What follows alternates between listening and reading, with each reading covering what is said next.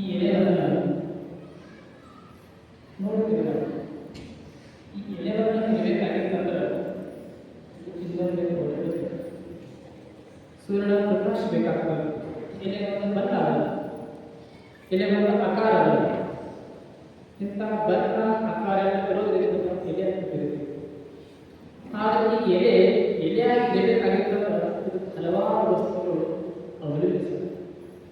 ಹಲವಾರು ವಸ್ತುಗಳು ಇರೋದ್ರಿಂದ ಈ ಎಲೆ ವ್ಯಕ್ತ ಹಾಗೆ ವಸ್ತು ಆ ವಸ್ತು ಇರೋದ್ರಿಂದ ಎಲ್ಲ ಸಾಕು. ಆದರೆ ಇಂಥ ಒಂದು ವಸ್ತು ಆ ವಸ್ತುವನ್ನು ನಾವು ಅರ್ಥಕ್ಕೆ ಬರಬೇಕಾಗಿದ್ದಾಗ ಆ ವಸ್ತು ಇದೇ ಎಲೆಯಾಗ ಇನ್ನೊಂದು ವಸ್ತು ಅದು ನಮ್ಮ ಕಣ್ಣಿಗೆ ಅದು ಕಾಣುವುದಿಲ್ಲ. ಆದರೆ ಅದು ಇಲ್ಲದೆ ಎಲೆಗೆ ಅಸ್ತಿತ್ವನೇ ಇಲ್ಲ. ಅದು ನಮ್ಮ ಜ್ಞಾನಕ್ಕೆ, ನಮ್ಮ ಭಾವಕ್ಕೆ, ನಮ್ಮ ದೃಷ್ಟಿಗೆ ವ್ಯಕ್ತ ಆಗ್ತಾ ಇಲ್ಲ. ಆದರೂ ಕೂಡ ಅಂಥ ವಸ್ತು ಆ ಎಲೆ ಒಳಗೆ ಎಲೆ ಒಳಗೆ ಅಂಥ ವಸ್ತು ಇರೋದ್ರಿಂದಲೇ ಎಲೆಯಾಗಿದೆ. ಆದರೆ ಎಲೆ ಸ್ವಯಂ ಅಲ್ಲ. ಯಾಕೆ? ಇನ್ನೊಂದು ಅವಲಂಬಿತ. ಹಾಗೆ ಯಾವ ವಸ್ತುವನ್ನು ಯಾವುದರ ಮೇಲೆ ಅವಲಂಬಿಸಿಲ್ಲವೋ ಅದಕ್ಕೆ ನಾವು ಸ್ವಯಂ ಅಂತ ಕರಿತೀವಿ. ಆದರೆ ಜಗತ್ತಿನ ಎಲ್ಲ ವಸ್ತುಗಳು, ಎಲ್ಲ ವ್ಯಕ್ತಿಗಳು ಇನ್ನೊಂದ ಮೇಲೆ ಅವಲಂಬಿಸಿರೋದ್ರಿಂದ ಅದಕ್ಕೆ ನಾವು ಸ್ವಯಂ ಅಂತ ಕರೆದಿಲ್ಲ. ಹಾಗೆ ನಾವು ನಡೀತೀವಿ, ನೋಡ್ತೀವಿ, ಮಾತಾಡ್ತೀವಿ, ತಿರುಗಾಡ್ತೀವಿ, ಕೇಳ್ತೀವಿ, ಎಲ್ಲ ಕ್ರಿಯೆಗಳು ಮಾಡ್ತಿರ್ತೀವಿ. ಅದಿಷ್ಟೆಲ್ಲ ಕ್ರಿಯೆ ನಡಲಿಕ್ಕೆ ಒಳಗೊಂದು ಕಾರಣ ಅದು ಶಕ್ತಿ ಅದ. ಆ ಶಕ್ತಿ ಇರೋದ್ರಿಂದಲೇ ಎಲ್ಲ ಕ್ರಿಯೆ ನಡೀತಿತ್ತು. ಆ ಶಕ್ತಿ ಇಲ್ಲ, ಏನೂ ಇಲ್ಲ. ಅದು ಎಲ್ಲ ಅಂಥ ಶಕ್ತಿಗೆ ಅಂಥವರು ದೇವರು ಇರ್ತಾರೆ. ಅಂಥವರು ಚೇತನ ಆ ಶಕ್ತಿ ಇರೋದ್ರಿಂದಲೇ ಎಲ್ಲ ಕೆಲಸಗಳು ನಡೆದಿರ್ತವೆ. ಕಾಣೋದಿಲ್ಲ. ಹಾಗೆಲ್ಲ ವಸ್ತುಗಳ ಮೇಲೆ ಅವಲಂಬಿಸಿದ ಅಂಥ ಒಂದು ವಸ್ತು ಅದರ ಮೇಲೆ ಅವಲಂಬಿಸಿದ ಅದು ಸ್ವಯಂ ಅಂತ ಕರೀತಾರೆ. ಅದಕ್ಕೆ ನಾವು ದೇವರು ಈಶ್ವರ ಅಂತ ಕರೀತಾರೆ. ಅಂತ ನಾವು ದಿವಸ ಹೇಳಿದಾಗ ಮಾತನ್ನು ಹೇಳ್ತಾರೆ. ಮರದೊಳಗ ಪತ್ರೆ ಫಲಗಳು, ಮರದೊಳಗ ಪತ್ರೆ ಫಲಗಳು ಮರ ಕಾಲವಶದಲ್ಲಿ ತೋರುವಂತೆ, ಮರ ಕಾಲವಶದಲ್ಲಿ ತೋರುವಂತೆ. ಹರನಳಗನ ಪ್ರಕೃತಿ ಸ್ವಭಾವಗಳು, ಹರನಳಗನ ಪ್ರಕೃತಿ ಸ್ವಭಾವಗಳು ಹರವಿಚ್ಛೆಯಂತೆ ತೋರು, ಹರ ಇಚ್ಛೆಯಂತೆ ತೋರು. ಲೀಲೆಯಾದರೆ ಉಮಾಪತಿ, ಲೀಲೆ ತಪ್ಪಿದಡೆ ಸ್ವಯಂಭೂ ಮಹೇಶ್ವರ, ಲೀಲೆ ತಪ್ಪಿದಡೆ ಸ್ವಯಂಭೂ ಮಹೇಶ್ವರ. ಅಲ್ಲವನ್ನು ಕೆಲವು ಮಾತನ್ನು ಹೇಳ್ತಾರೆ. ಸಾಮಾನ್ಯವಾಗಿ ನಮಗೆ ಗೊತ್ತಿರುವ ವಿಷಯವನ್ನು ಹೇಳಬೇಕಾಗಿರುವಂತಹ ಸಹಜವಾಗಿ ವಿಷಯವನ್ನು ಹೇಳಬಹುದು. ಆದರೆ ನಾವು ಗೊತ್ತಿಲ್ಲದ ವಿಷಯವನ್ನು ಹೇಳಬೇಕಾಗಿರ್ತದೆ. ನಮ್ಮ ಬುದ್ಧಿಗೆ ನೆಲಕಲಾದ ವಿಷಯವನ್ನು ತತ್ವಜ್ಞಾನವನ್ನು ತಿಳಿಸಬೇಕಾಗಿರ್ತಂದ್ರೆ ಅದನ್ನು ಸಹಜವಾಗಿ ಗೊತ್ತಾಗುತ್ತೆ.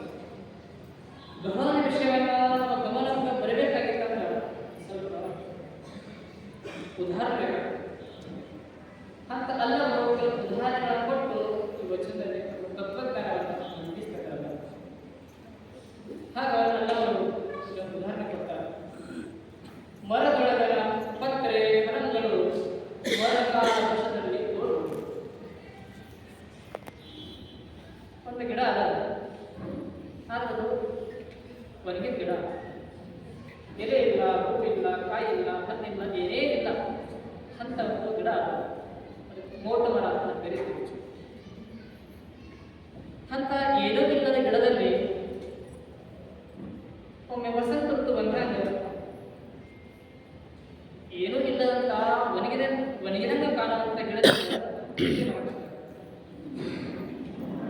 ಎಲೆ ಬಂದು ಕ್ರಮೇಣ ಆ ಎಲೆ ಆಗ್ತವೆ, ಹೂ ಬರ್ತಾವೆ. ಹೂ ಆದ ನಂತರ ಒಂದು ಕಾಯಿ ಆಗ್ತವೆ, ಹಣ್ಣು ಆಗ್ತವೆ. ಆ ಹಣ್ಣವನ್ನು ಫಲಿಸ್ತದೆ, ಸವಿ ಅಂತ ರಸವನ್ನ ಆ ಗಿಡದ ಹಣ್ಣನ್ನು ತುಂಬಿರ್ತದೆ. ಆದ್ರೆ ಇಲ್ಲೊಂದು ಪ್ರಶ್ನೆ ಅದ,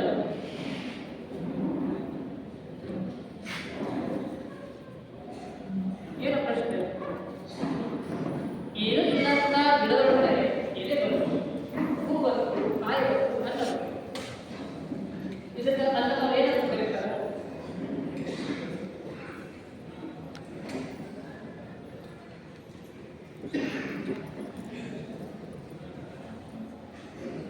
ಹಾಗಲ್ಲ ಹೇಳ್ತಾರೆ, ಮರದೊಳಗನ ಪತ್ರೆ ಫಲಗಳು ಮರಕಾಲದಲ್ಲಿ ತೋರುವ. ಯಾವಾಗ ಮರ ಫಸಲು ಬಂದಾಗ ಎಲೆಗಳು, ಹಣ್ಣು, ಕಾಯೆಲ್ಲ ಬೆಕ್ಕಾಗ್ತವೆ. ಆದ್ರೆ ಎಲ್ಲಿ ಬಂತು? ಗಿಡದೊಳಗಿಂದ ಬಂತು. ಯಾಕೆ ಬಂತು? ಅದು ವೃಕ್ಷವಿದೆ ಆಗ್ತದೆ. ಆಗ ಈಗ ವೃಕ್ಷವನ್ನ ಫಲಫಲಿಸಿ ಪುಷ್ಪಕ್ಕೆ ವೃಕ್ಷ ಗಿಡದಿಂದಲೇ ಎಲ್ಲ ಎಲೆಗಳು ಬಂತು, ಹೂ ಬಂತು, ಕಾಯಿ ಬಂತು, ಹಣ್ಣು ಬಂತು. ಆಗ ಏನೂ ಇಲ್ಲದ ಕಾಲದಲ್ಲಿ ಜಗತ್ತನ್ನು ತೋರಿದೆ. ಜಗತ್ತನ್ನು ಹೇಗೆ ಬೆಕ್ತಾ ಇತ್ತು? ಇದೇ ಜಗತ್ತನ್ನು ಎಲ್ಲವರು ಹಿಡಿದರು, ಇದೇ ಜಗತ್ತನ್ನು ವಿಜ್ಞಾನಿಗಳು ನೋಡಿದರು. ಆಗ ಎಲ್ಲರೂ ಈ ಜಗತ್ತನ್ನು ಜಗತ್ತಿನ ಹೆಂಗೆ ಬೆಕ್ತಾ ಎಲ್ಲ ಏನೂ ಇಲ್ಲದ ಜಗತ್ತ ಹೆಂಗೆ ತೋರುದು, ಹೆಂಗೆ ಬೆಕ್ತಾ ಇತ್ತು? ಅವಾಗ ಎಲ್ಲರೂ ಹೇಳ್ತಾರೆ, ಏನೂ ಇಲ್ಲದಂತ ಗಿಡದಿಂದ ಯಾವಾಗ ವಸಂತ ಬರೋಣ ಎಂದು ವೃಕ್ಷ ಫಲಫಲಿಸಿತು. ವೃಕ್ಷ ಆಗ ಏನೂ ಇಲ್ಲದಂತ ಕಾಲದಲ್ಲಿ ಒಂದು ವಸ್ತು ಇತ್ತು. ಯಾವಾಗ ಏನೂ ಇಲ್ಲ ಅಂತ ಒಂದು ಶೂನ್ಯ ವಸ್ತು ಇತ್ತು, ಅದು ಈಶ್ವರ. ಅಂತ ಶೂನ್ಯ ವಸ್ತುವಿಂದ ಈ ಜಗತ್ತನ್ನು ವ್ಯಕ್ತ ಇತ್ತು. ಹೆಂಗೆ ವ್ಯಕ್ತ ಇತ್ತು? ಅದಕ್ಕೆಲ್ಲ ಹೇಳ್ತಾರೆ, ಬೇರೆ ಉದಾಹರಣೆ ಕೊಟ್ಟಾಗ ಹೆಂಗ ಏನೂ ಎಲೆ ಇಲ್ಲ, ಬೇಸಿಗೆ ಎಲ್ಲ ಒಳಗೆ ಎಲ್ಲ ಎಲೆ ಉದ್ರೆ ಎಲ್ಲ ಗಿಡದಿಂದ ಯಾವ ಎಲೆ ಬಂದು, ಹೂ ಬಂದು, ವೃಕ್ಷ ಇತ್ತು. ಹಾಗೆ ಏನೂ ಇಲ್ಲ ಅಂತ ಬೇರೆ ಇಲ್ಲ, ಭೂಮಿಯಿಲ್ಲ, ಆಕಾಶದಿಲ್ಲ, ನಕ್ಷತ್ರದಿಲ್ಲ, ಸೂರ್ಯ ನಕ್ಷತ್ರ ಏನೂ ಇಲ್ಲದ ಕಾಲದಲ್ಲಿ ಎಲ್ಲರೂ ವ್ಯಕ್ತ ಇತ್ತು. ಹೆಂಗೆ ವ್ಯಕ್ತ ಇತ್ತು? ಅದಕ್ಕೆ ಕಾರಣ ಏನು? ಅಲ್ಲವರನ್ನೇ ಸಾಂಸ್ಕೃತ ಮರದೊಳಗನ ಪತ್ರೆ ಫಲಗಳು ಮರಕಾಲ ವರ್ಷದಲ್ಲಿ ತೋರುವಂತೆ, ಹರದೊಳಗನ ಪ್ರಕೃತಿ ಸ್ವಭಾವಗಳು ಹರದಿಚ್ಛೆಯಂತೆ ತೋರುವುದು. ಆಗ ಏನೂ ಇಲ್ಲ ಅಂತ ವಸ್ತುವಿಗೆ ಶೂನ್ಯತ್ವವೇ ಅನಿಸ್ತಂತೆ. ಏನು? ನಾನು ಅನುಭಾಗಬೇಕು, ನಾನು ಜಗತ್ತಾಗಬೇಕು, ಜಗತ್ತಾಗಬೇಕು. ಏನೂ ಇರಲಿಲ್ಲ, ಭೂಮಿ ಆಕಾಶ ಏನಿಲ್ಲಾದ ಕಾಲದಲ್ಲಿ ಅಂತ ನಿಷ್ಕಲಿಂಗನಿಗೆ ನಾವು ಪರಾತ್ಮ ಪರವಸ್ತುವಿಗೆ ಏನು ಅನಿಸ್ತದೆ? ನಾನು ಅನುಭಾಗಬೇಕು, ಈ ಜಗತ್ತಾಗಬೇಕು. ಅವಾಗ ಆ ಜಗತ್ತನ್ನ ಹೀಗೆ ಭಗವಂತ ವ್ಯಕ್ತ ಆದ. ಈಗ ವ್ಯಕ್ತ ಆದಮೇಲೆ ವ್ಯಕ್ತ ಆದಮೇಲೆ ಜಗತ್ತು ತೋರ್ಪಡು. ಕಾಲಾಂತರದಲ್ಲಿ ಮೊಟ್ಟ ಒಂದು ನಕ್ಷತ್ರಗಳು, ಆಮೇಲೆ ಕೊಟ್ಟಂತ ವರ್ಷದ ನಂತರ ಸೂರ್ಯ ಬಂದ, ಸೂರ್ಯ ನಂತರ ಭೂಮಿ ಉದಯ ಆಯಿತು. ಭೂಮಿ ಉದಯ ಆದ ನಂತರ 2 ಕೋಟಿ ವರ್ಷದ ನಂತರ ನೀರು ಬಂತು. ನೀರಿನ ನಂತರ ಹಲವು ಅಮೀಬಾ ಪ್ರಾಣಿಗಳು, ಆ ಅಮೀಬಾದಿಂದ ಮತ್ತು ಜಲಚರ ಪ್ರಾಣಿ, ಭೂಚರ ಪ್ರಾಣಿ, ಹಕ್ಕಿಗಳು ತಯಾರಾಗಲು 100 ಕೋಟಿ ವರ್ಷದ ನಂತರ ಮನುಷ್ಯ ತಯಾರಾಗ. ಎಲ್ಲ ತಯಾರಾಯಿತು. ಎಲ್ಲಿದ್ದಾಯಿತು? ಹರಣಿಂದಲೆಲ್ಲ ಉದಯ ಅಂತಲ್ಲ. ಆಗ ಭಗವಂತ ವ್ಯಕ್ತ ಆದ. ಇಷ್ಟೆಲ್ಲ ವ್ಯಕ್ತ ಆಯಿತು. ಆದರೆ ಅಲ್ಲವರಿಗೆ ಏನು ಹೇಳಬೇಕಾಗಿತ್ತು ಅಂದ್ರೆ, ಈ ಜಗತ್ತು ಬೇರೆ ಅಲ್ಲ, ಪರಮಾತ್ಮ ಬೇರೆ ಅಲ್ಲ. ಈ ಪರಮಾತ್ಮನೇ ಜಗತ್ತಾಗಿ ಮಾರ್ಪಡ್ತಾರೆ.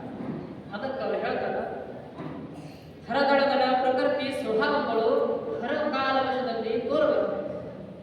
ಲೀಲೆಯಾದಡೆ ಉಮಾಪತಿ, ಲೀಲೆ ತಪ್ಪಿದಡೆ ಸ್ವಯಂ ಈಶ್ವರ. ಲೀಲೆ ಅಂತ ಕರೀತಾರೆ. ಇಷ್ಟೆಲ್ಲ ಯಾಕಾಯ್ತು, ಹೇಗಾಯ್ತು? ಎಲ್ಲ ಲೀಲೆ. ಅದು ನಾವೇನೋ ಕೆಲಸ ಮಾಡ್ತಿರ್ತೀವಿ. ಸಣ್ಣ ಮಗು ಅದ, ದೊಡ್ಡದಾಗದ, ಏನೂ ಜ್ಞಾನ ಇಲ್ಲ, ಮಗು ನಗ್ತಿರ್ತದೆ. ಮಗು ಯಾಕೆ ನಗ್ತದೆ? ಏನು ಕಾರಣ? ಮಗುವಿನ ಲೀಲೆ. ಯಾಕೆ ನಗ್ತ ಹೇಳೋಕ್ಕಾಗಲ್ಲ? ಮಗು ನಗ್ತದೆ, ಮಗುವಿನ ಲೀಲೆ. ಹಾಗೆ ಜಗತ್ತು ಹೆಂಗೆ ತಯಾರಾಯಿತು? ದೇವರ ಲೀಲೆ, ಭಗವಂತ ಲೀಲೆ.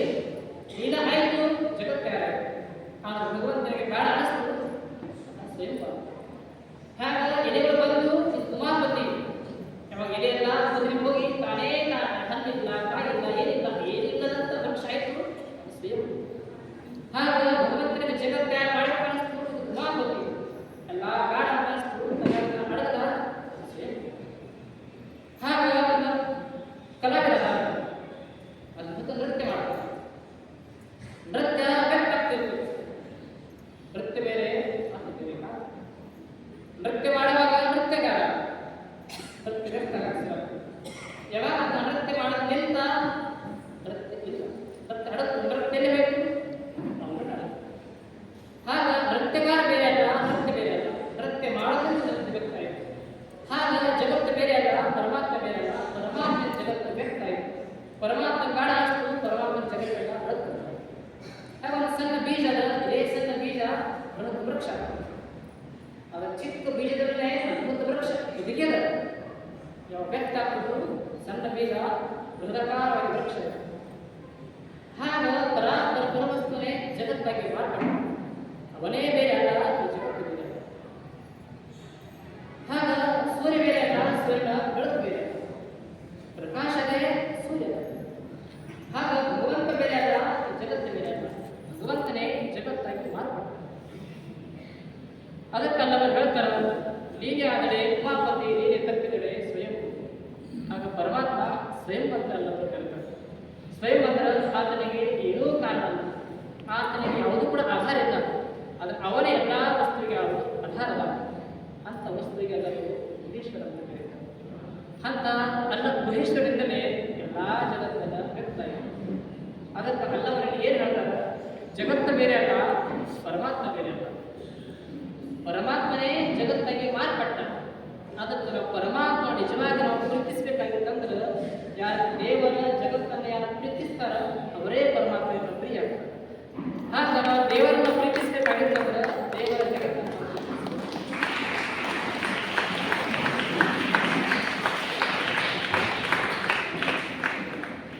ಹಾಗ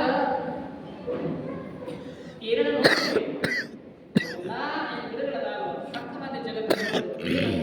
ವನವೆಲ್ಲ ವನದೊಳಗಿನ ದೇವ ತರುವೆಲ್ಲ.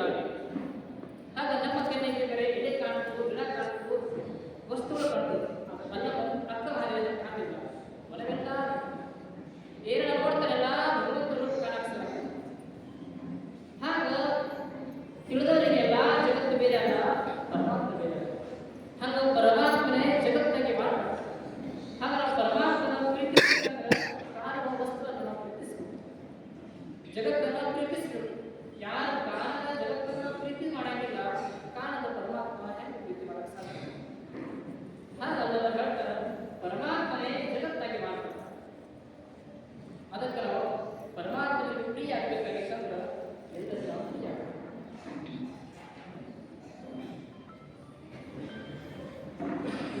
ಹಾಗ ಒಬ್ಬರು ಸಂತರಾಗಿ ಅವರು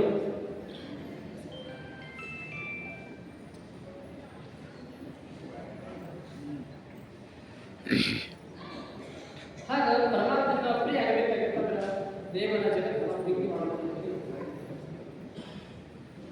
ಹಾಗ ಅಲ್ಲವರು ಬಸವಣ್ಣವರು ಎಲ್ಲ ಶರಣರು ದೇವರ ಜಗತ್ತನ್ನು ಪ್ರೀತಿಸಬೇಕು.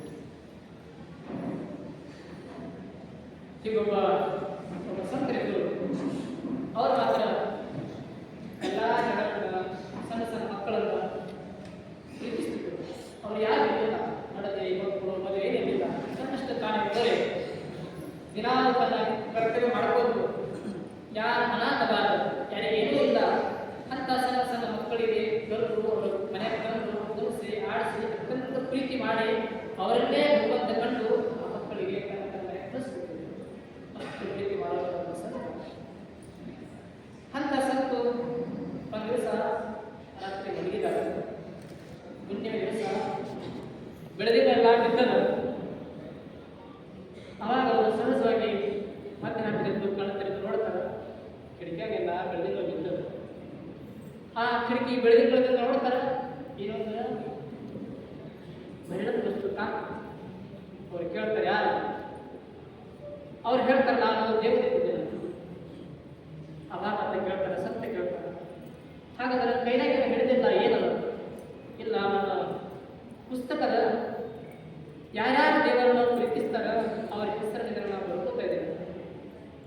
ಸಂತರು ಕೇಳಿದ್ರು, ನನ್ನ ಹೆಸರು ಅದ್ರಾಗ ಅದೇ ಇದೆ. ಅವಾಗ ಇದ್ರಾಗ ನಿಮ್ಮ ಹೆಸರು ಕಾಣಂಗಿಲ್ಲ. ಸಂತರಂದ್ರು, ನಾನಂತೂ ದೇವರನ್ನ ಪ್ರೀತಿ ಮಾಡಷ್ಟು ದೊಡ್ಡವಲ್ಲ, ಆದರೆ ದೇವರ ಜಗತ್ತನ್ನು ಪ್ರೀತಿ ಮಾಡಲಿದ್ದೀನಿ. ಅದಕ್ಕೆ ದೇವರನ್ನ ಪ್ರೀತಿ ಅಲ್ಲ, ದೇವರ ಜಗತ್ತನ್ನ ಪ್ರೀತಿ ಮಾಡುವ ಹೆಸರು ಎಲ್ಲಾದ್ರೂ ಅದೇ ನೋಡ್ರಿ. ಅವಾಗ ದೇವದೂತ ಅಂತ, ದೇವರನ್ನ ಪ್ರೀತಿ ಮಾಡೋ ಹೆಸರು ಇಷ್ಟು ನಾನು ನೋಡಿದೆ, ಆದರೆ ದೇವರ ಜಗತ್ತನ್ನ ಪ್ರೀತಿ ಮಾಡೋ ಹೆಸರು ಇಲ್ಲಿ ನೋಡಿದಿರ ಯಾವುದೇ ನೋಡಿಲ್ಲ. ಅವಾಗ ಸಂತ ಸಾಧ್ಯ ಯಾಕಂದ್ರೆ ದೇವರಿಗೆ ತಿಳ್ಕೊಳ್ರಿ ಅಂತ ಅವ್ರು ಒಪ್ಪಿದ್ರ ನೀವು ಬರೀಬೇಕಾಗಿ ಇಚ್ಛೆ ಆಯ್ತಂದ್ರೆ ಎಲ್ಲಾದ್ರೂ ಗುರಿಯಾಗ ಹೆಸರು ಬೇರೆ ಆಗ್ಲಕ್ಕಂತ ಕಥಾ ಪ್ರಕಾರ ಬೆಳಗ್ಗೆ ಎದ್ದು ಈ ಸಂತ ಮತ್ತೆ ಬೆಳಗ್ಗೆ ಏನು ಅಂಗಳಾಗ ಊರು ಬೇರೆ ಊರು ಆಡ್ತಿದ್ರು. ಎಲ್ಲ ಮಕ್ಕಳ ಮನೆಗೆ ಕಳಿಸ್ಕೊಂಡು ಅವರನ್ನು ಉಣಿಸಿ ತಿನ್ನಿಸಿ ಆಟ ಆಡಿಸಿ ಎಲ್ಲ ತನ್ನ ಭಗವಂತನ ಪ್ರೀತಿ ಮಾಡ್ತಿದ್ದಾರೆ. ಆ ಮಕ್ಕಳು ಮನೆಗೆ ಹೋದ ಮೇಲೆ ತನ್ನ ತಂದೆ ತಾಯಿ ಯಾರು ನೆನೆಸ್ತಿದ್ದಿಲ್ಲ, ಅದು ಸಂತ ನೆನೆಸ್ತಿದ್ರು. ಅಷ್ಟ ಮಕ್ಕಳಿಗೆ ಪ್ರೀತಿ ಆಗಿರ್ತಾರೆ. ಅದೇ ರಾತ್ರಿ ಸಂತ ಹುಡುಗಿದ್ದ ಮತ್ತೆ ರಾತ್ರಿ ಬೆಳೆದಿರೋ ಬಿದ್ದದು. ಹಾಗೆ ಅಲ್ಲಿ ಒಂದು ಅದ್ಭುತ ಮತ್ತೆ ನೋಡ್ತಾರ, ಬೆಣ್ಣೆ ಹಂಗ ಒಂದು ವೃದ್ಧಿ ವ್ಯಕ್ತಿ ಕಾಣ್ತಾರ. ಮತ್ತೆ ಕೇಳ್ತಾರ ಆ ದೇವದೂತರಿಗೆ, ಆ ದಯಾಳು ಭಗವಂತ ನನ್ನ ಹೆಸರು ಬರಲಿಕ್ಕೆ ಒಪ್ಪಿದ್ದಾರೆ. ಅವಾಗ ಆತ ದೇವದೂತ ಸಣ್ಣ ಬಂಗಾರ ಕೊಟ್ಟು ಹೇಳ್ತಾರ, ನೋಡು ಭಗವಂತನ ಹೆಸರು, ನಿನ್ನ ಹೆಸರು ಎಲ್ಲದ ನೀನೇ ಹುಡುಕಾಗ್ತದ. ಆ ಸಂತ ಯಾರಿಗೆ ತಗೊಂಡು ನೋಡ್ತಾರ, ಎಲ್ಲಾಗಿಂತ ಮೊಟ್ಟ ಹೆಸರು ಆ ಸಂತನ ಮೇಲೆ. ಅವಾಗ ದೇವರನ್ನ ಪ್ರೀತಿಸುವ ಮೊಟ್ಟ ಮೊದಲ ಹೆಸರು ಸಂತನಿದೆ. ಆ ಸಂತನ ನಾನಂತೂ ದೇವರನ್ನು ಪ್ರೀತಿ ಮಾಡಿಲ್ಲ, ಆದರೆ ದೇವರ ಜಗತ್ತನ್ನ ಪ್ರೀತಿ ಮಾಡಿದೆ, ದೇವರನ್ನ ಪ್ರೀತಿ ಮಾಡುವಂತ ಜನರನ್ನ ಪ್ರೀತಿ ಮಾಡಿದೆ, ದೇವರಿಗೆ ಪ್ರಿಯ ಇರುವಂತ ಮಕ್ಕಳನ್ನ ಪ್ರೀತಿ ಮಾಡಿದೆ. ಆದರೆ ದೇವರನ್ನ ಪ್ರೀತಿ ಮಾಡೋಣ ನನ್ನ ಹೆಸರುಗಳಿಗೆ ಆಗ್ತದೆ. ಅವಾಗ ಆ ಹೆಸರು ನಾ ಬರ್ದಿಲ್ಲ, ಪರಮಾತ್ಮನೇ ಇನ್ನೇನು ಹೆಸರು ಬರ್ದಾರ. ಪರಮಾತ್ಮ ಅಂತ ನನ್ನನ್ನು ಪ್ರೀತಿ ಮಾಡೋ ಹೆಸರು ಬೇಡ, ನನ್ನ ಜಗತ್ತನ್ನೇ ಯಾರು ಪ್ರೀತಿಸ್ತಾರಲ್ಲ ಅವರ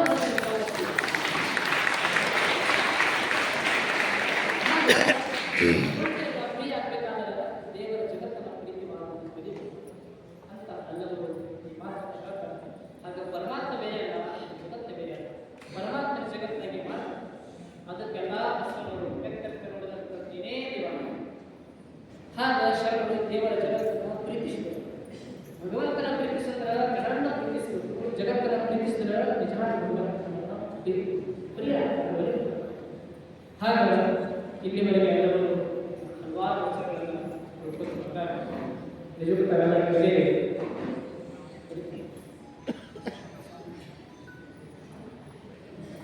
ನಿಜಕ್ಕೂ ಏನು ನಾವು ಇಷ್ಟು ದಿವಸಗಳ ಹಲವಾರು ಹೆಸರುಗಳನ್ನು ನೋಡಿದ್ದೀವಿ. ನಾವು ಕೂಡ ಪ್ರೀತಿ ಮಾಡೋದು ಕಲಿಯಬೇಕು. ಆದರೆ ಪ್ರೀತಿ ಒಳಗಿಂದ ಬರಬೇಕು, ಒತ್ತಾಯ ಕೊಡೋ ಪ್ರೀತಿ ಇರಬಾರದು. ಒಬ್ಬಕ್ಕೆ ಅತ್ತೆ ಸೊಸೆಯನ್ನು ಪ್ರೀತಿಸಬೇಕು, ಸೊಸೆ ಅತ್ತೆಯನ್ನು ಪ್ರೀತಿಸಬೇಕು. ಆ ಪ್ರೇಮ ಒಳಗಿಂದ ಬರಬೇಕು. ನಾನು ಪ್ರೇಮ ಒಂದ್ಸಲ ಒಬ್ಬ ಅತ್ತೆ ಸೊಸೆನ ಕುರ್ಚಿ ಮಾಡ್ಕೊಳ್ತಿದ್ದರು. ನಾನು ಕುರ್ಚಿ ಮಾಡ್ಕೊಂಡ್ರೆ ನೀರು ಕುಡಿತಿರ್ತಿದ್ರು. ಅವರ ಅತ್ತೆ ಹೇಳಿದ್ರು, ಸೊಸೆ ಅಂತ ಆ ತಿನಿ ಅಂತ ದೊಡ್ಡ ನೀನು ಎದುರಾಗ ಕೊಡಕ್ಕೆ ಅಷ್ಟು ದೊಡ್ಡ ನಾನು, ನೀವು ಕುರ್ಚಿ ಮಾಡ್ಕೊಂಡ್ರೆ ಚಾಕಿ ಮಾಡ್ಕೊಡ್ತೀನಿ. ಅವಾಗ ಸೊಸೆ ಅತ್ತೆ ಮತ್ತು ನಾ ಚಟ್ ಮಾಡ್ಕೊಟ್ರೆ ನೀ ಎಲ್ಲಿ ಕೊಡಿ. ಸೊಸೆ ಅಂತ ಅತ್ತಿ ನೀ ಚಟ್ ಮಾಡ್ಕೊಟ್ರೆ ನಾ ಏನು ಚಟ್ ಮಾಡ್ಕೊಡಕ್ಕೆ, ನೀ ಚಟ್ ಮಾಡ್ಕೊಂಡ್ರೆ ನಾನು ಏನಾಗ್ತದೆ, ನಾನು ನೆನಗಲ್ಕೊಂಡ್ರೆ ನೀ ಎಲ್ಲಿ ಕೊಡ್ತೇನೆ. ಅತ್ತಿ ನೀ ನೆನಗಲ್ಕೊಂಡ್ರೆ ನಾ ಹೆಂಗೆ ನೆನಗಲ್ಕೊಡಕ್ಕೆ, ನಾನು ತೆಗ್ಗ ತೋಡಿ ನಾಲ್ಕು ಬಿಟ್ಟು ನಾಲ್ಕು ತೆಗಿನ ಕೊಡ್ತೇನೆ. ಅವಾಗ ಅಕ್ಕ ನಾನು ತೆಗಿನ ಕೂತ್ರ ನೀ ಎಲ್ಲಿ ಕೊಡ್ತೇನೆ. ಅತ್ತಿ ನೀ ತೆಗಿನ ಕೂತ್ರ ನಾ ಹೆಂಗೆ ಕೊಡಕ್ಕೆ, ನಾ ಕೊಡಲ್ಲ, ನಾನು ಬಂದು ಹಾಕಿ ಮನ ಮುಚ್ಚಾಡ್ಕೊಂಡು ಹಾಗ ಈ ಪ್ರೇಮದಲ್ಲಿ ಅಲ್ಲವಲ್ಲ ಜಗತ್ತನ್ನು ಸಹಜವಾಗಿರ್ತೀವಿ. ಹಾಗೆ ನಮ್ಮ ಪ್ರೇಮ ವಿಸ್ತಾರ ಆಗಬೇಕು. ಅವಾಗ ಗುಹೇಶ್ವರನ ಅನುಭವ ಗುಹೇಶ್ವರನ ಅನುಭವ ಬರಬೇಕಾಗಿತ್ತಂದ್ರೆ ಎಲ್ಲ ವಸ್ತುಗಳನ್ನು ಪ್ರೀತಿ ಮಾಡೋದಕ್ಕೆ ಅಂತ ದೃಷ್ಟಿ ಬಂದ್ರೆ ಅದೇ ಭಗವಂತ ಸಾಕ್ಷಾತ್. ಹಾಗಲ್ಲವರು ಜಗತ್ತನ್ನು ದೇವರನ್ನು ಪ್ರೀತಿಸಬೇಕು. ಅಂತ ಹಲವಾರು ವಚನಗಳನ್ನು ಉಳಿದಿದೆ. ನಿಜವಾಗಲೂ ಅಲ್ಲವರ ವಚನ ಅದ್ಭುತ. ಅಲ್ಲವರ ಆಳ ಅಗಲ ವಿಸ್ತಾರ ಅವರ ಜ್ಞಾನ ಏನು ಸಾಗರಷ್ಟು ಆಳ ಜ್ಞಾನ ಅಲ್ಲವರು ಅಂತ ಅಲ್ಲವರ ಮಾತನ್ನು ಹೇಳ್ಯಾರ. ಅವರೊಂದು ವಚನ ಓದೋದೇ ಕಷ್ಟ. ಅಂಥ ವಚನ ಓದಿದ್ರು ಕೂಡ ಅರ್ಥ ಆಗಲಿಲ್ಲ. ಅಂತ ಅಲ್ಲವರ ವಚನಗಳನ್ನು ನಮ್ಮಂಥ ಟ್ಯಾಕ್ಸಿಗಳನ್ನು ಎಲ್ಲ ಅರ್ಥ ಮಾಡ್ತೀವಿ. ಆದರೆ ಎಲ್ಲೋ ಅಲ್ಲವರ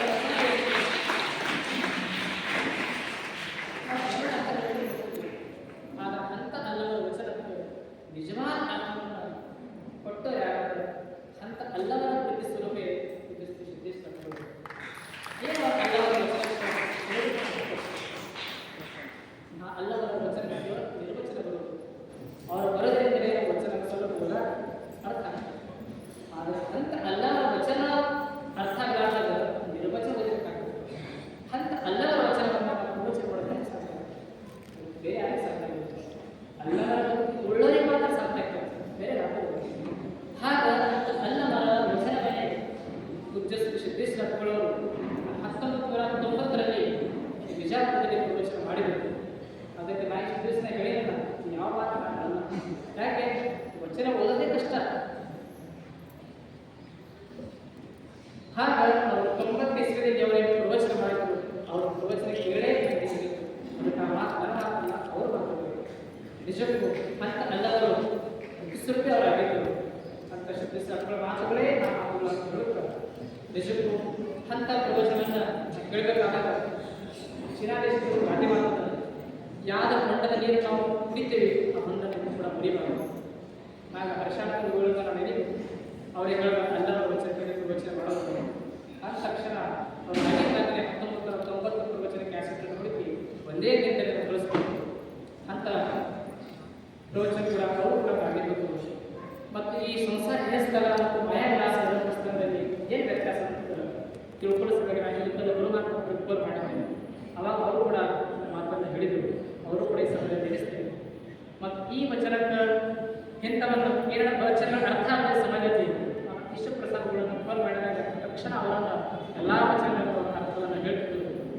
ಅದೇ ರೀತಿ ನಮ್ಮ ಶುದ್ಧ ಪ್ರಸಾದಗಳು ಸೇರಿದ ದಿನಾಲು ಕೆಲವು ಒಳ್ಳೆ ಮಾತನ್ನು ಹೇಳ್ತಿದ್ರು. ಈ ಎಲ್ಲ ವಚನ ಪ್ರವಚನಕ್ಕೆ ಏನು ಹಾಸ್ಯಭರಿತ ಕಥೆಗಳಿಗೆ ಬೇಕಾಗಿತ್ತು. ನಿಜವಾಗ ಅವರನ್ನು ನೆನೆಸಬೇಕು ಅಂತ ನಿರಂಜನ ಮಾಸಗಳವರು ಪ್ರತಿ ದಿವಸ ಮಾತಾಡಿ ಏನು ಈ ಪ್ರವಚನಕ್ಕೆ ಏನೇನು ಹಾಸ್ಯದ ಕಥೆಗಳು ಬೇಕು ಎಲ್ಲ ಹಾಸ್ಯಗಳ ಕಥೆ ಹಿಡಿದರೆ ನಿರಂಜನ ಮಾಸಗಳು. ಇಷ್ಟೆಲ್ಲ ಹೇಳುವಾಗ ನಿಜಕ್ಕೂ ಅವರೆಲ್ಲ ಕೂಡ ಕಾರಣೀಭೂತದ. ಇಷ್ಟೆಲ್ಲ ಇದ್ರ ಸಮೇತ ತಾವು ಒಂದು ವೇಳೆ ಪ್ರವಚನಕ್ಕೆ ಬರಲಿಲ್ಲ ಅಂದರೆ ಅವರು ಕೂಡ ಪ್ರವಚನ ನಡೆದಿರಲಿಲ್ಲ. ಇಷ್ಟೆಲ್ಲ ಪ್ರವಚನದಲ್ಲಿ ಕೂಡ ಅವರು ಕೂಡ ಕಾರಣೀಭೂತ. ನಿಜಕ್ಕೂ ಇಷ್ಟೆಲ್ಲ ಏನೆಲ್ಲ ಇದ್ರ ಸಮೇತ ನಾನಂತೂ ಮೊದಲು ನಡೆದು ಕನ್ನಡ ಬರ್ತಿರಲಿಲ್ಲ, ಮರಾಠಿ ಭಾಷೆ. ಆದರೆ ಇಷ್ಟೆಲ್ಲ ವಚನ ಓದಕ್ಕೆ ಬರಬೇಕಾಗಿತ್ತಂದ್ರೆ ಒಟ್ಟು ಒಂದು ಯಾವ ರೀತಿ ಒಬ್ಬ ತಾಯಿ ತನ್ನ ಮಗನಿಗೆ, ಒಬ್ಬ ಶಿಕ್ಷಕ ವಿದ್ಯಾರ್ಥಿಗೆ, ಒಬ್ಬ ಗುರು ಶಿಷ್ಯನಿಗೆ ಯಾವ ರೀತಿ ಕಲಿಸ್ತಾರೆ. ಹಾಗೆ ಸ್ವತಃ ಹಕ್ಕುಗಳೇ ನಾನು ನಿಜವಾಗ್ಲೂ ಸ್ವತಃ ಹಕ್ಕುಗಳೇ ನಾನು ಈ ವರ್ಷ ಕನ್ನಡವನ್ನು ಕಲಿಸಿದ ಏಕೈಕ ಗುರುಗಳಾದ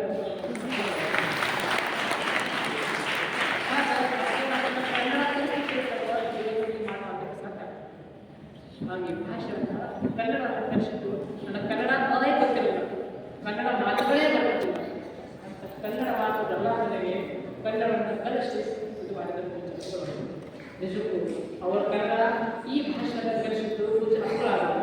ಈ ಭಾಷೆಯನ್ನು ಜೀವಂತಗೊಳಿಸಿದ್ದು ಒಂದ್ಸಲ ವಚನ ಓದಲಿಕ್ಕೆ ಸುರ ನಿರಾಗಿಲ್ಲದ ಶೂನ್ಯ ನಿಶೂನ್ಯ ಬಿಡದ ಅವಾಗ ಹಕ್ಕುಗಳನ್ನು ಸರಿಯಾಗಿ ಕಲಿತು ಶೂನ್ಯ ಶೂನ್ಯ ಹಾಗಾಗಿ ಉಚ್ಚಾರ ಚಲೋ ಇರಬೇಕು. ಅವರು ಜನರಿಗೆ ಅರ್ಥ ಆಗ್ತದೆ.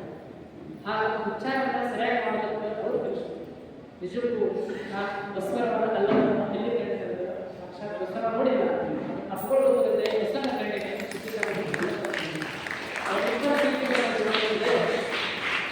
ಹಾಗೆ ಹೇಳಲು ಈಜು ಬರಲ್ಲ ಸ್ವತಃ ಅಪ್ಪಗಳ ಈಜು ನಾನು ಕಲಿಸ್ತಿರ್ಬೇಕು. ಸಿದ್ದೇಶ್ವರ ಸ್ವತಃ ಒಂದು ಈಜು ಕಲಿಸಿದ್ರು. ನಿಜಕ್ಕೂ ಅಂತ ಅಪ್ಪಗಳನ್ನು ಅವರ ವಿವರಣೆಯನ್ನು ಕೂಡ ಮಾಡಾಕಿದ್ರು. ಯಾಕೆ ಅಪ್ಪಗಳ ಅಭ್ಯಾಸ ಹೇಳ್ತಿದ್ರು 3-4 ದಿವಸ ಹಿಂದುಗಡೆ ಮುಸ್ಲಿಮರು ರೊಕ್ಕ ಕೊಟ್ಟಿದ್ದಾರೆ, ಇವರಿಗಂತ ಕಿಸೆ ಇಲ್ಲ, ಏನೋ ರೊಕ್ಕ ತಗೊಂಡ್ಬೇಕು. ನಿಜಕ್ಕೂ ನನ್ನ ಮಾತು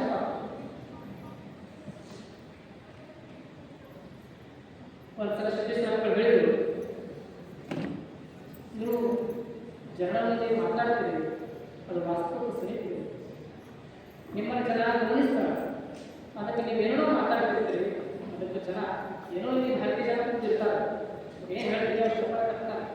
ಆದರೆ ನಿಮ್ಮ ಮಾತು ಹೆಂಗೆ ಪಾಶ್ಚಿಮಾತ್ಯ ಜನ ಕೂತಿರ್ತೀವಿ, ಹೌದು ನನಗೆ ಆ ಮಾತು ನಮ್ಮ ಬದುಕಿನ ತೆರವೆ ಕಳಿಸ್ಬೇಕು ಅಂತ ನಿಮ್ಮ ಮಾತುಗಳು ಇರಬೇಕು. ಅದಕ್ಕೆ ನಾನು ಭಾಳ ಕಡೆ ನೋಡ್ತೀನಿ, ಭಾಳ ಜನ ಮಾತಾಡ್ತಾರೆ, ಅದಕ್ಕೆ ಕುತೂಹಲಕ್ಕಾಗಿ ಸ್ವಲ್ಪ ಕುತೂಹಲ ಸಮಯ ಅವರು ಹೇಳಿದರು ಎಲ್ಲ ಐದಕ್ಕೆ ಮಾರಯ್ಯ ಅನ್ನೋ ಬಗ್ಗೆ ಮಾತಾಡ್ತಿದ್ದಾರೆ, ಹೋಳಿಗೆ ಮಾರಯ್ಯ ಮಾತಾಡ್ತಿದ್ದಾರೆ. ಆದರೆ ನಾವು ಆದರ್ಶ ಯಾರಾಗಬೇಕು ಇವೆಲ್ಲ ಹೇಳ್ತೀವಿ, ಐದಕ್ಕೆ ಮಾರಯ್ಯ ಪ್ರಸಂಗ ಹೇಳ್ತೀವಿ, ಎಲ್ಲ ಅಕ್ಕಿ ಸೇರಿ ಬೇಡ. ಆದರೆ ಅವರು ಒಂದು ಆದರ್ಶ ಅಲ್ಲ, ಅವುಗಳು ಹೇಳಿದ್ರು. ಆದರೆ ವಾಸ್ತವಿಕ ನೀವೇನೆಲ್ಲ ವರ್ಣನೆ ಮಾಡ್ತೀವಿ, ಏನಿಗೂ ದುಡಿತೀವಿ ಅಷ್ಟೇ ಬಳಸಬೇಕು, ಅಷ್ಟೇ ಬಳಸಬೇಕು. ನಾಳೆ ಸಲುವಾಗಿ ಏನು ವಿಚಾರ ಮಾಡಬಾರ್ದು, ನಾಳೆ ಸಲುವಾಗಿ ಏನು ಬಿಡಬಾರ್ದು. ಇಲ್ಲಿ ಹೇಳೋದಕ್ಕೆ ಜನ ಚಪ್ಪಳ ತರ್ತಾರೆ, ಸರಿ ಅದ, ಅದು ಈ ರೀತಿ ಬದುಕಾಗ ಸಾಧ್ಯ ಇಲ್ಲ. ಸತ್ಯ ವಿಚಾರ ಮಾಡಬೇಕು, ಅದು ಬೇಡ ಅಂತ ಹೇಳಬೇಕಾದ್ರೆ ಹೇಳಿ ಅದು ವಿಚಾರ ಮಾಡಿ ಹೇಳಕ್ಕೆ ಬದುಕಕ್ಕೆ ಸಾಧ್ಯ ಇಲ್ಲ, ಕಷ್ಟ. ಯಾಕೆ ಈಗೊತ್ತಂತೂ ಯಾವತ್ತು ದುಡಿತೀವಿ ಅಷ್ಟೇ ತರಬೇಕು, ಅಷ್ಟೇ ಬಳಸಬೇಕು. ಹೋಳಿಗೆ ಮಾರಾಯ ದಿನ ಎಣ್ಣೆಗೆ ಬೇಕು, ಕೃಷಿ ಕಡಿಬೇಕು, ಅದನ್ನು ಮಾರಾಟ ಮಾಡಿ ಹಣ ಬರಬೇಕು, ಅದನ್ನು ತಾವು ಜನರ ದಾಸು ಬಳಸಬೇಕು. ಅದು ಹೆಂಗೆ ಸಾಧ್ಯದ? ಒಳಗಾದ ಕೆಲಸ ಅರಣ್ಯಕ್ಕೆ ಹೋಗೋಕ್ಕಾಗೋದಿಲ್ಲ, ಕಟ್ಟಿಗೆ ತೊಳೆದು ಹೇಗೆ ಗೊತ್ತಾಗೋದು ಉಪವಾಸ ಇದೆ. ಒಂದ್ಸಲ ಜೀವನ ಮೇಲೆ ಜ್ವರ ಬರುತ್ತೆ, ಆವಾಗ ಕೂಡ ಕೆಲಸ ಮಾಡೋಕ್ಕಾಗಲ್ಲ, ಗೊತ್ತಿದೆ. ಮುಪ್ಪು ಕಾಲದಲ್ಲಿ ಬಿಡೋಕ್ಕಾಗಲ್ಲ, ಆವಾಗ ಮಾಡೋದಿಲ್ಲ. ಅದಕ್ಕೆ ಸಂಗ್ರಹ ಬೇಡ ಮಾಡೋದು, ಅದಕ್ಕೆ ಸಂಗ್ರಹ ಜೀವನಕ್ಕೆ ಬೇಕಾಗ್ತದೆ. ಅದಕ್ಕೆ ಅದು ವಾಸ್ತವ್ಯ ಬೇಕು. ತಾವೇ ಸಮಾಜ ಮಕ್ಕಳಿಗೆ ಶಾಲೆ ಕಲಿಸ್ಬೇಕು, ಇಂಗ್ಲೀಷ್ ಮೀಡಿಯಮ್ಗೆ ಹಾಕಬೇಕು, ಲಕ್ಷ ಲಕ್ಷ ಖರ್ಚಾಗುತ್ತೆ. ಸಂಗ್ರಹ ಬೇಡ ಅಂದ್ರೆ ಹೆಂಗೆ ಕಲಿಯಕ್ಕೆ ಸಾಧ್ಯ? ಸಂಗ್ರಹ ಇತ್ತಂದ್ರೆ ಎಲ್ಲ ಅದ, ಸಂಗ್ರಹ ಇಲ್ಲ ಏನು ಮಾಡೋಕ್ಕಾಗಲ್ಲ. ಅದಕ್ಕೆ ಸಂಗ್ರಹ ಬೇಕಾಗ್ತದೆ. ಅದಕ್ಕೆ ಅದು ಐದಕ್ಕಿ ಮಾರಯ್ಯ ಲಕ್ಕಮ್ಮ ಅವ್ರಿಗೆ ಯಾಕೆ ಸಾಕದ? ಕಾರಣ ಅವ್ರ ಹಿಂದೆ ಬೆನ್ನಿಗೆ ಬಸ್ಸನ್ನು ಇರೋದ್ರಿಂದ ಅವ್ರಿಗೆ ಸಾಧ್ಯ ಇತ್ತು. ಹೋಳಿಗೆ ಮಾರಯ್ಯ ಪ್ರಸಿದ್ಧ ಗೊತ್ತದ. ಯಾವಾಗ ಬಸ್ಸನ್ನು ಮಾರುಕಟ್ಟೆಯಲ್ಲಿ ಬಂದು ಬಂಗಾರ ನಾಣ್ಯದ ಚೀಲ ತಂದು ಅವ್ರ ಮನೆಗೆ ಇರ್ತದೆ. ಯಾಕಿತ್ತು? ಬಸ್ಸನ ಬಳಿ ಸಂಪತ್ತಿತ್ತು. ಸಂಪತ್ತು ಇದರರ್ಥ ಬಸ್ಸನ ಸಂಗ್ರಹ ಮಾಡಬೇಡ್ತಿರ್ತ. ಬಸ್ಸನ ಬಳಿ ಸಾಕಷ್ಟು ಸಂಪತ್ತಿತ್ತು, ನೂರಾರು ಆಕಳುಗಳಿತ್ತು, ಯಾವ ಲಕ್ಷಾಂತರ ಜನರಿಗೆ ಅನ್ನ ಹಾಕುವ ಸಾಮರ್ಥ್ಯ ಇತ್ತು. ಅಷ್ಟು ಧನ್ಯ ಇತ್ತು. ಆಗುತ್ತಂದ್ರೆ ನಾಳೆ ಜನರಿಗೆ ಉಳಿಸೋದೇ 4 ಪುಟಗಳ ಏನೂ ಇಲ್ಲ ಅಂತ ಸರಿ ಸಾಕ್ತೀನಿ, ಜನರಿಗೆ ಉಳಿಸ್ತೀನಿ ಅಂತ ಸಾಮರ್ಥ್ಯ ಅಷ್ಟು ಸಂಪತ್ತು ಸಂಗ್ರಹ ಇತ್ತು. ಸಂಗ್ರಹ ಬೇಕಾಗ್ತದೆ. ಹಾಗೆ ಜನರನ್ನ ಸಂಗ್ರಹ ಮಾಡಬೇಡ ಅಂತ ಹೇಳಿದ್ರೆ ದೇಶ ಭಿಕ್ಷುಕ. ಅದಕ್ಕೆ ಜನ ಮೇಗಳಾಗ್ತದೆ. ಜನರನ್ನ ಹಣ ಕಳಿಸೋದು ಕಲಿಬೇಕು, ದುಡಿದನ್ನು ಕಳಿಸ್ಬೇಕು, ಅದನ್ನು ಕೊಡೋದನ್ನು ಕೂಡ ಕಲಿಸ್ಬೇಕು. ಇದರರ್ಥ ದುಡಿಲಾರ್ದನೆ ಇವತ್ತೇನೋ ಅಷ್ಟೇ ಸಾಕಂತಂದ್ರೆ ಜಗತ್ತು ಸಮಾಜ ಶ್ರೀಮಂತನಾಗಬೇಕು.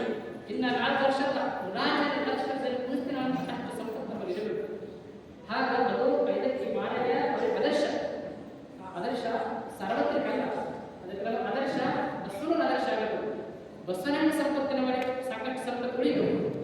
ಹಾಗೆ ಐದಕ್ಕೆ ಮಾರಯ್ಯ ಅವ್ರ ವೈಯಕ್ತಿಕ ಜೀವನ ಆದರ್ಶ, ಆದರ್ಶ ಸಾರ್ವತ್ರಿಕ ಅಲ್ಲ. ಹಾಗಾಗಿ ಸಾರ್ವತ್ರಿಕ ಆದರ್ಶ ಬಸವನ. ಹಾಗೆ ಬಸವನ ಧನ ಇರಬೇಕು, ಸಮಾಧಾನ ಇರಬೇಕು. ಬಸವನ ಆದರ್ಶ ಆಗಬೇಕು, ಅವಾಗ ಸಮಾಜ ಶ್ರೀಮಂತನಾಗಬೇಕು. ಸಮಾಜ ಕಲ್ಯಾಣದಲ್ಲಿ ಬಸವ ಹೇಳ್ತಾರೆ ಬೇಡೂರುಂಟು, ಬೇಡೂರಿಲ್ಲ. ಹಂಗೆ ನಾವು ಬೇಡೂರಾಗಬಾರ್ದು, ನಿಲ್ಲೂರಾಗಬೇಕು. ನಿಲ್ಲೂರಾಗಬೇಕಂದ್ರೆ ನಮಗೆ ಸಾಕಷ್ಟು ಧನ ಇರಬೇಕು. ಹಂಗೆ ಧನವುಳ್ಳವರಾಗಬೇಕು. ಹೇಳೋ ತಾತ್ಪರ್ಯ ಅಂದ್ರೆ ಐದಕ್ಕೆ ಮಾರಯ್ಯ ಲಕ್ಕಮ್ಮ ಅಷ್ಟು ಬದುಕ್ತಾರೆ. ಯಾಕೆ? ಸುಖ ಆಗುತ್ತೆ, ವೈದ್ಯ ಸಲಹೆ ಹೇಳಬೇಕು. ಸರ್ಕಾರ ಅವ್ರಿಗೆ ಆರ್ಥಿಕ ವಿಚಾರ ಮಾಡಬೇಕು.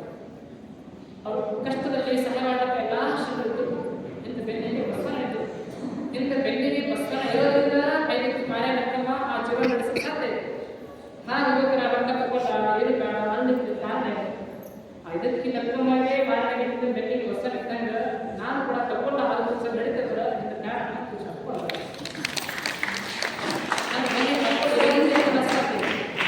ಜೀವನ ಮೇಲೆ ಲಾಭಕ್ಕೆ ನೋವು ಇಷ್ಟೆಲ್ಲ ಕೂಡ ನೋಡೋರು ವಿಶ್ವಕರಣಗಳ ಸಲ ಆರಾಮ ತಪ್ಪಿತ್ತು. ಹೈದರಾಬಾದ್ ನಿರಂಜನ ನೋಡ್ಲಿಕ್ಕೆ ಹೋಗಿದ್ದು. ಹೋದಾಗ ಡಾಕ್ಟರ್ ನೋಡಿದ್ರು, ನೋಡಿ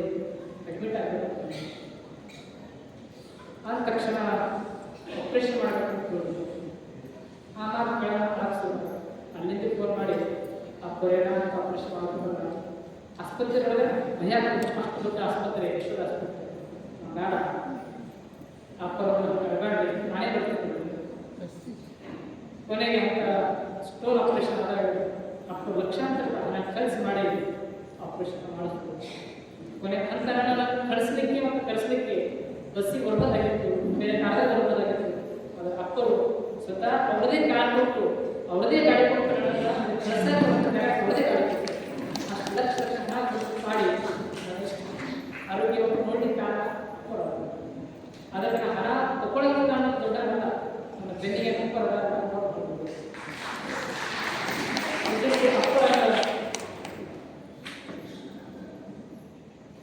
ಒಂದು ಮೇಗೆ ಕೆಲಸ ಮಾಡಬೇಕು ಸಮುದ್ರದ ನೀರನ್ನು ತಗೊಂಡು ಎಲ್ಲಿ ಬರಗಾಲದ ನೀರಿಲ್ಲ ಅಂತ ಗಿಡದ ಮೇಲೆ ಭೂಮಿ ಮೇಲೆ ನೀರನ್ನು ಸುರಿಸಿ ಹಳ್ಳ ಕೊಳ್ಳ ನದಿ ಮೇಲೆ ನೀರು ಸುರಿಸಿ ಆ ಹಗರಾಗಿ ಖಾಲಿ ಹಾಗ ಸಮುದ್ರ ಅಂದ್ರೆ ಸಮಾಜ ಈ ಸಮಾಜದ ನೀರಂದ್ರೆ ಸಂಪತ್ತು ಸಮಾಜದ ಸಂಪತ್ತನ್ನು ಅಪ್ಪುಗಳಂತ ಬೇಕಿದ್ದಂಗೆ ಈ ಸಮಾಜದ ಸಂಪತ್ತು ನೀರನ್ನು ತಗೊಂಡು ಏನು ಸನ್ಯಾಸಿಗಳು ಏನು ಮಠದ ನೂರಾರು ವಿದ್ಯಾರ್ಥಿಗಳು ವೇದಾಂತ ಸಂಸ್ಕೃತಿ ವಿದ್ಯಾಲಯ ಬಸವ ಕಟ್ಟಡ ಸಾವಿರಾರು ಭಕ್ತರು ಆ ಭಕ್ತರ ಮೇಲೆ ನೀರು ಸುರಿಸಿದಂಗ ಸಂಪತ್ತನ್ನು ಸುರಿಸಿ ಏನೂ ಇಲ್ಲದಂಗ ಬೇಗ ನಿರಾಳಿತ್ತು ಎಲ್ಲ ಮಾಡಿ ಎಲ್ಲ ಖರೀದಂಗ ಆಗ ಆ ಜಗತ್ತು ಶ್ರೀಮಂತ ಆಗಬೇಕಾದ್ರೆ ಈ ಜಗತ್ತು ಹಚ್ಚ ಸಿರಿಬೇಕಾದ್ರೆ ಅಲ್ಲಿ ಬೇಗ ಇರಬೇಕಾಗ್ತದೆ ಅದರ ನಂತರ ಸನ್ಯಾಸಿಗಳು ಎಲ್ಲ ಸಮಾಜ ಬಡವರು ಅನಾಥರು ಸುಶಿಕ್ಷಿತ ಅನಂತವಾಗಿ ನೆಮ್ಮದಿ ಬದುಕಬೇಕಾದ್ರೆ ಅಂತ ಬೇಗ ಅಂತ ಅಪ್ಪಳು ಇರಬೇಕು ಅಂತ ಅಪ್ಪಳು ಇರೋದ್ರಿಂದಲೇ ನಮ್ಮ ಬೆಳೆ ಅದಕ್ಕೆ ಹಣ ತಗೊಳ್ಳೋ ದೊಡ್ಡದಲ್ಲ ಬಿಟ್ಟು ದೊಡ್ಡದಲ್ಲ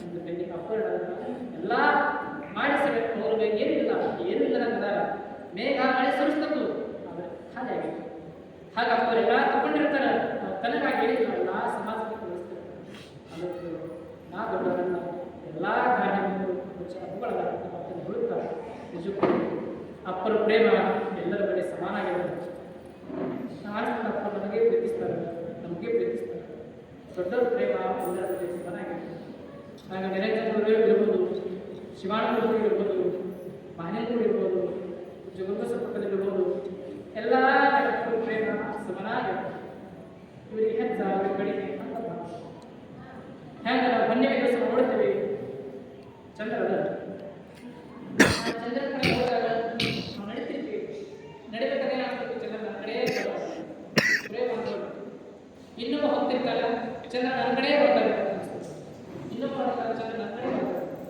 ಆದ್ರೆ ಚಂದ್ರ ಯಾರು ಹೋಗ್ತಿರ್ತಾರ ಅವ್ರ ಕಡೆ ಚಂದ್ರ ಬರ್ತಾರೆ ಚಂದ್ರನ ಬೆಳಕ ಎಲ್ಲರ ಬಗ್ಗೆ ಸಮಾನ ಹಾಗೆ ಅಪ್ಪರ ಪ್ರೇಮ ಎಲ್ಲರ ಬಗ್ಗೆ ಸಮಾನಾಗಿರುತ್ತೆ ಅಪ್ಪರ ಭೇದ ಮಾಡುತ್ತೆ ಹಾಗೆ ಎಲ್ಲರ ಮೇಲೆ ಭಕ್ತರ ಮೇಲೆ ಎಲ್ಲ ಶ್ರೀಮಂತರಲ್ಲಿ ಬಡವರಲ್ಲಿ ಸಣ್ಣವರಲ್ಲಿ ದೊಡ್ಡವರಲ್ಲಿ ಬೆಳೆಯರಲ್ಲಿ ಇಳುವರಲ್ಲಿ ಅನಾಥರಲ್ಲಿ ಎಲ್ಲರ ಮೇಲೆ ಅಪ್ಪರು ಸಮಾನಾಗಿದೆ ಯಾವ ರೀತಿ ಚಂದ್ರನ ಬೆಳೆದಿದ್ದಲ್ಲ ಎಲ್ಲರ ಮೇಲೆ ಸಮಾನಾಗಿದೆ ಅಪ್ಪರ ಪ್ರೇಮ ಎಲ್ಲರ ಬಗ್ಗೆ ಸಮಾನಾಗಿದೆ ನಿಜಕ್ಕೂ ಅಂತ ಅಪ್ಪಳು ಸಿಕ್ಕಿದ್ದೇ ನಮ್ಮ ಸುದೈವ ಅಂತ ಅಪ್ಪಳು ಪಡೆದಿದ್ದೇ ನಮ್ಮ ಸುದೈವ ಅಂತ ಅಪ್ಪಳ ಹಾಗೆ ಸಮೇತ ಅಷ್ಟೇ ಒಳ್ಳೆಯದು ನನಗಾಗಿ ಏನು ಬೆಸೆದೆ ಗುರು ಸೇವೆನೇ ಶಿಕ್ಷೆಗೆ ಬದಲಿಸಿ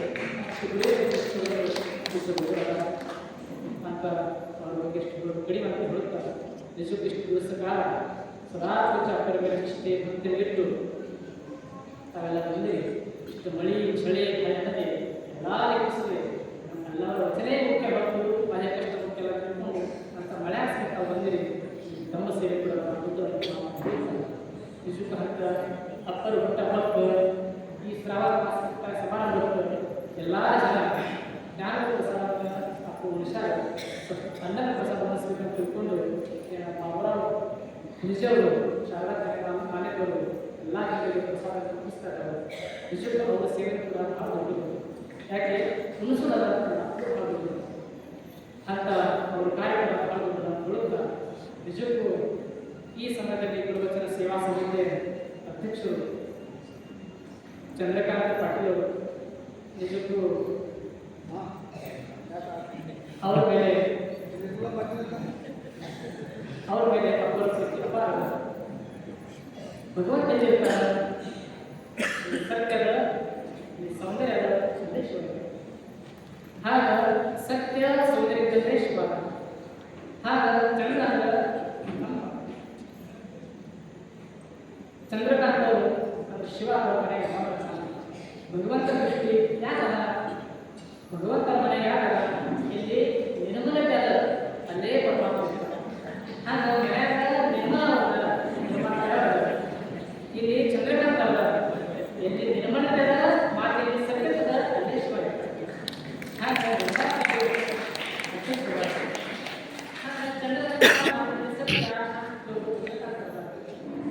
ಇಬ್ಬರ ಬದುಕಿನ ಮೇಲೆ ಅದಕ್ಕೆ ಅವರ ಮೇಲೆ ಚಂದ್ರಬಸ ಪಟ್ಟದೇವರು ಸದಾ ಅದಕ್ಕೆ ಅವರು ಪತ್ರಿಕೆ ಸಿರಿಟ್ಟದ ದೃಷ್ಟಿ ವಿಪರೀತ ಅಂತ ಗೋಗಳ ದೃಷ್ಟಿ ಏರ್ಪಡಿಸಿದ ಅದು. ಹಾಗ ಆ ಸರೋವರ ನೋಡ್ತೀವಿ, ಸಾಗರ ಸಾಗರಕ್ಕೊಮ್ಮೆ ತುಂಬಿ ಬರ್ತದೆ. ಸಾಗರ ಯಾವಾಗ ತುಂಬಿ ಬರ್ತದೆ? ಹುಣ್ಣಿಮೆ ದಿವಸ ಮೇಲೆ ಚಂದ್ರ ಬಂದಾಗ ಸಾಗರ ತುಂಬಿ ಬರ್ತದೆ. ಚಂದ್ರ ನೋಡೋಣ ಸಾಗರ ತುಂಬಿ ಬರ್ತದೆ. ಆಗ ಆ ಸಾಗರ ತುಂಬಿ ಬರ್ಬೇಕಾದ್ರೆ ಆ ಚಂದ್ರ ಬೇಕಾಗ್ತದೆ. ನಾನು ಗುರುವಿನ ಹೃದಯ ತುಂಬಿ ಬರ್ಬೇಕಾದ್ರೆ ಚಂದ್ರಕಾಂತ ಅಂತ ಭಕ್ತ ಚಂದ್ರಕಾಂತ ಪಟ್ಟಂತ ಭಕ್ತರ ನೋಡೋಣ ಅಪ್ಪ ಹೃದಯ ತುಂಬಿ ಬರ್ತದೆ. ಭಕ್ತರ ನೋಡಿ ಗುರು ಹೃದಯ ತುಂಬಿ ಬರ್ತದೆ. ಆ ಚಂದ್ರ ನೋಡಿ ಸಾಗರ ತುಂಬಿ ಬಂದ್ರೆ ಇಂಥ ನಿರ್ಮಲ ತಾಯಿ ಚಂದ್ರಕಾಂತ ಪಟ್ಟಂತ ಭಕ್ತರ ಸೇವವನ್ನು ನೋಡಿ ಅಪ್ಪಳ ಹೃದಯ ತುಂಬಿ ಬರ್ತದೆ. ಇಂಥ ಅನನ್ಯ ಸಂಬಂಧ ನಡೆದಿದ್ದು ಬಹಳ ಸಂತೋಷ ನೋಡುತ್ತ ಇಂಥ ಪೂಜ್ಯ ಗುರುಗಳ ಮೇಲೆ ಬಹಳಷ್ಟು ಭಕ್ತರಿಗಿಟ್ಟು ಹಲವಾರು ವರ್ಷಗಳಿಂದ ಇದೇ ಮಠದಲ್ಲಿ ಗುರು ಸೇವೆ, ಈಶ ಸೇವೆ, ಬಸವತತ್ವವನ್ನು ಎಲ್ಲ ಕಡೆ ಪ್ರಚಾರ ಆಗಿದೆ.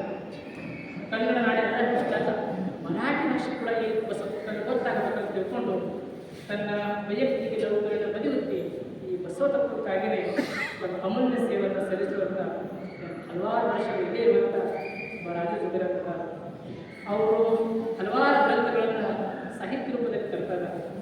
ಅಂಥವರ ಸೇವೆ ನೋಡಿ ಅವರು ಶರಣರ ಬಗ್ಗೆ ಚರಿತ್ರೆಗಳನ್ನು ಬರೆದಿದ್ದು. ಅಂಥ ಶರಣ ಚರಿತ್ರ ಮತ್ತು ಗ್ರಂಥಕ್ಕೆ ಮೊನ್ನೆ ತಾನೇ ಏಕದಿನ ಪೂಜ್ಯ ಗುರುಗಳವರು ಅವರ ಪುಸ್ತಕಕ್ಕೆ ಬಸವ ಕಾರುಣ್ಯ ಅಂತ ಪ್ರಸಿದ್ಧಿ ಕೂಡ ಅವ್ರಿಗೆ ಕೊಟ್ಟಾಗ ಅಂಥ ಸಾಹಿತ್ಯಗಳನ್ನು ಗೊಬ್ಬರಲ್ಲ ಎಲ್ಲ ರೀತಿಯೂ ಕೂಡ ಅವರು ವೈವಿಧ್ಯ ಕಾರ್ಯದ ಇಂಥ ಕೆಲಸಕ್ಕೆ ಈ ಇಷ್ಟೆಲ್ಲ ಕಾರ್ಯಕ್ರಮ ನಡೀಬೇಕಾದ ಹಲವಾರು ಜನ ಸೇವೆ ಅದ. ಭಾಳಷ್ಟು ಜನ ದೊಡ್ಡದಲ್ಲಿ ಪ್ರತ್ಯಕ್ಷವಾಗಿ ಆಶಿದವರು, ಬಂದವರು, ಪ್ರಾರ್ಥನೆ ಮಾಡಿದವರು, ಭಜನೆ ಮಾಡಿದವರು, ಕುಂತವರು, ಇಳಿದವರು, ಬದವರು, ಹಲವಾರು ಪ್ರತ್ಯಕ್ಷ ಅಪ್ರತ್ಯಕ್ಷ ಭಾಳ ಜನ ಅವರು ಅಲ್ಲದೆ ಯಾರ್ಯಾರು ಕೂಡ ಮೃತಪರಿಗೆ ಧನ್ಯವಾದ.